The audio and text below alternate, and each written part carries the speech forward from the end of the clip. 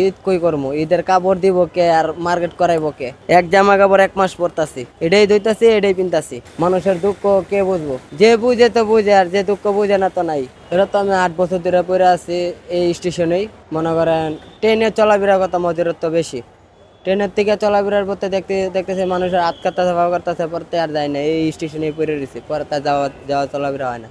দুনিয়াতে কেউ নাই, দুনিয়াতে কে আছে? আল্লাহ তো জানে, আল্লাহ তো সবই দেখছে। দুনিয়াতে যদি আমার কোনো কিছু থাকতো তাহলে মনে করেন আমি থাকতে পারতাম। আমিও চাই যে ফ্যামিলি পাইলে আমিও চলে যাবো গা। এই জায়গাটা ভালো না, ঢাকা শহর ভালো না। কেউ অনেকজনে নেশাবানি করতেছে, ধ্বংস হয়ে যেতেছে গা। আমারও একটা ইচ্ছা আছে যে ফ্যামিলি পাইলে আমি যাবো গা। ছোটতে বেরিয়েছি, বাসা হয়েছে আমার সিলেট হবিগঞ্জ। ঈদ ঈদ কই করবো, ঈদের কাপড় দিব কে আর মার্কেট করাইবো কে? এক জামা কাপড় 1 মাস পরতাছি, এটাই ধুইতাছি, এটাই পিনতাছি। বাড়ি এখন কিরকম আছে না আছে এটা তো আর দেখিও নাই। বাপ মা কিরকম আছে না আছে এটা দেখি নাই। হালিয়া দূরে জানি 2 বোন আর আমরা 2 ভাই। বাবার নাম তো মনে করেন রজব আলী, মায়ের নাম আফিয়া। ওটা তো ভাই আমার তো কপালে লেখা ছিল না। আর কপালে যদি লেখা থাকতো তাহলে মনে করেন আমিও একটা পরিবেশে থাকতাম। তো আমার আজকে কপালটা এরকম হয়েছে দেখে আমি এই অবস্থা। মানুষের দুঃখ কে বুঝবো?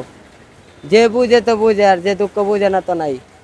খালি দূরে জানি একমাত্র দুনিয়া আছে, মনে করেন আমার আল্লাহ ছাড়া কেউ নেই।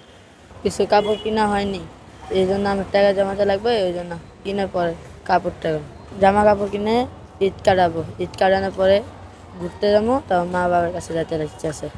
রাস্তায় কিছু পায় না, আবার অনেক কিছু খাইতে পায় না, তখন কষ্ট লাগে।